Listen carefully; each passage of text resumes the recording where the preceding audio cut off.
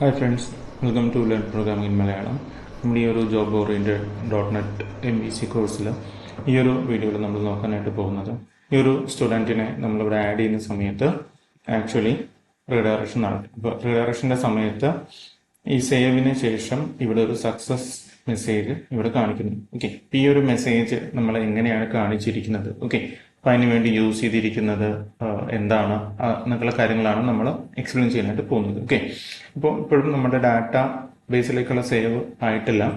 കാരണം അടുത്ത വീഡിയോയിൽ നമ്മളൊരു പാക്കേജ് മാനേജറിനെ കുറിച്ചൊക്കെ എക്സ്പ്ലെയിൻ ചെയ്യും.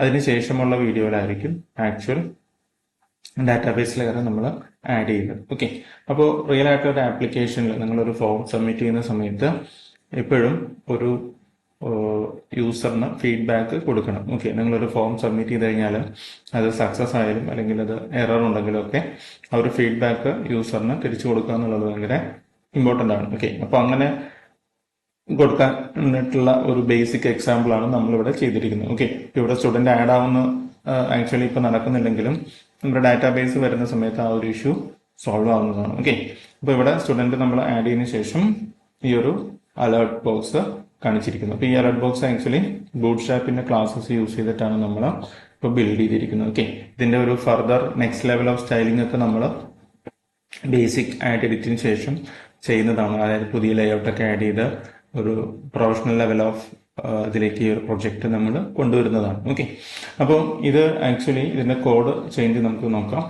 ഫസ്റ്റ് ചേഞ്ച് എന്ന് പറയുന്നത് നമ്മുടെ ഈ ഒരു സ്റ്റുഡൻറ് കൺട്രോളറിൽ നമ്മളിവിടെ ഈ ഒരു ടെം ഡാറ്റ എന്ന് പറയുന്ന ഒരു കാര്യം യൂസ് ചെയ്തിട്ടുണ്ട്. ഓക്കെ, ഈ ടെം ഡാറ്റ എന്ന് പറയുന്നത് ആക്ച്വലി നമുക്ക് വ്യൂവിലേക്കൊക്കെ ഡാറ്റ പാസ് ചെയ്യാനായിട്ട് യൂസ് ചെയ്യുന്ന ഒരു മെക്കാനിസം എന്ന് വേണമെങ്കിൽ പറയാം. ഓക്കെ, ഈ ടെം ഡാറ്റയിലേക്ക് നമ്മളൊരു മെസ്സേജ് ഈ ഒരു ക്രിയേറ്റിലേക്ക് ഫോം സബ്മിഷൻ ഹിറ്റാവുന്ന സമയത്ത് ഒരു മെസ്സേജ് ആയിട്ട് ഇവിടെ ഒരു മെസ്സേജ് സെറ്റ് ചെയ്യുന്നു. ഈ സ്റ്റുഡന്റ് ഡാറ്റ സക്സസ്ഫുള്ളി എന്ന് പറയുന്ന മെസ്സേജ് ആണ് നമുക്ക് ഈ ഒരു പേജിൽ ഇവിടെ വന്നിരിക്കുന്നത്. ഓക്കെ, പിന്നെ നമ്മൾ സക്സസ് അല്ലെങ്കിൽ ഒരു സക്സസ് കാണിക്കാനായിട്ടാണ് ഈ ഒരു ഗ്രീൻ കളർ അലേർട്ട് യൂസ് ചെയ്തിരിക്കുന്നത്. ഓക്കെ, ജനറലി എറർ വരുന്ന സമയത്ത് റെഡും അല്ലെങ്കിൽ ഒരു കൈൻഡ് ഓഫ് വാണിംഗ് ഒക്കെ ആണെങ്കിൽ നമ്മൾ ഒരു സെമി ഓറഞ്ച് കൈൻഡ് ഓഫ് കളറൊക്കെ ആയിരിക്കും യൂസ് ചെയ്യുന്നത്. നമ്മുടെ ഈ ഒരു ഔട്ട്പുട്ടിനെ ബേസ് ചെയ്തിട്ടായിരിക്കും ഇതിന്റെ കളേഴ്സ് ഒക്കെ ആക്ച്വലി ആപ്ലിക്കേഷനിൽ ചൂസ് ചെയ്യുന്നത്. ഓക്കെ, അപ്പം ഇതിനകത്ത് ഈ ഒരു മെസ്സേജ് നമ്മൾ ടെം ഡാറ്റ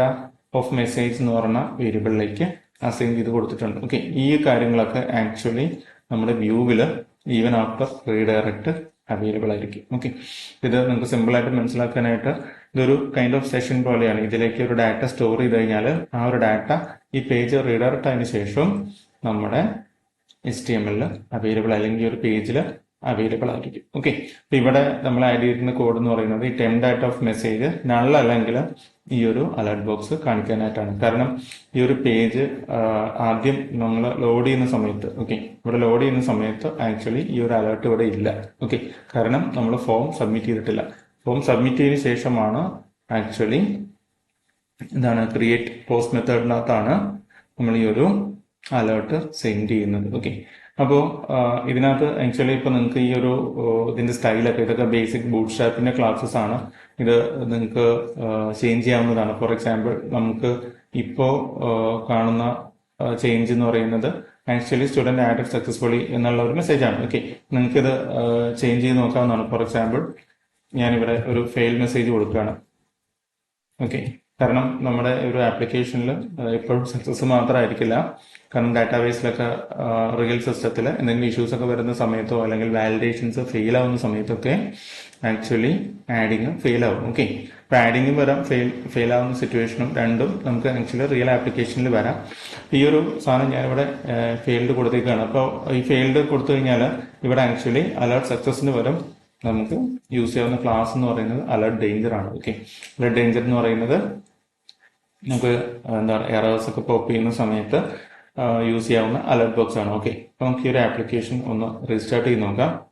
ഈ ഒരു ആപ്ലിക്കേഷൻ ഇപ്പോൾ റീസ്റ്റാർട്ട് ആയി വന്നു കഴിഞ്ഞാൽ നമുക്ക് ഈ ഒരു സബ്മിഷൻ ഒന്നുകൂടി ചേഞ്ച് ചെയ്തിട്ട് ഔട്ട്പുട്ടിൽ വരുന്ന ചേഞ്ച് നമുക്ക് ഒബ്സർവ് ചെയ്യാം. ഓക്കെ, ഈ ഒരു ആപ്ലിക്കേഷൻ സ്റ്റാർട്ട് ആയിട്ടുണ്ട്. ഞാനിവിടെ ഈ ഒരു സ്റ്റുഡൻറ്റിനെ ഒരു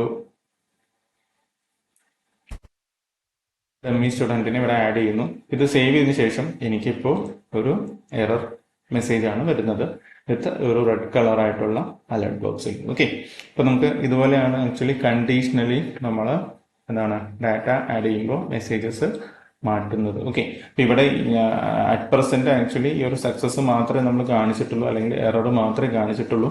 പക്ഷെ നിങ്ങൾക്ക് മൾട്ടിപ്പിൾ എന്താണ് ഡാറ്റ പാസ് ചെയ്തുകൊണ്ട്, അല്ലെങ്കിൽ ടെം ഡാറ്റയിലേക്ക് മൾട്ടിപ്പിൾ കീസ് പാസ് ചെയ്തുകൊണ്ട് സക്സസ് വരുന്ന സമയത്ത് ആക്ച്വൽ സക്സസും അല്ലാത്ത സമയത്ത് ആക്ച്വൽ എററും നിങ്ങൾക്ക് കാണിക്കാവുന്നതാണ്. ഓക്കെ, അപ്പോൾ ഈ ഒരു കാര്യം എല്ലാവരും ഈ വീഡിയോയിൽ ട്രൈ ചെയ്ത് നോക്കുക.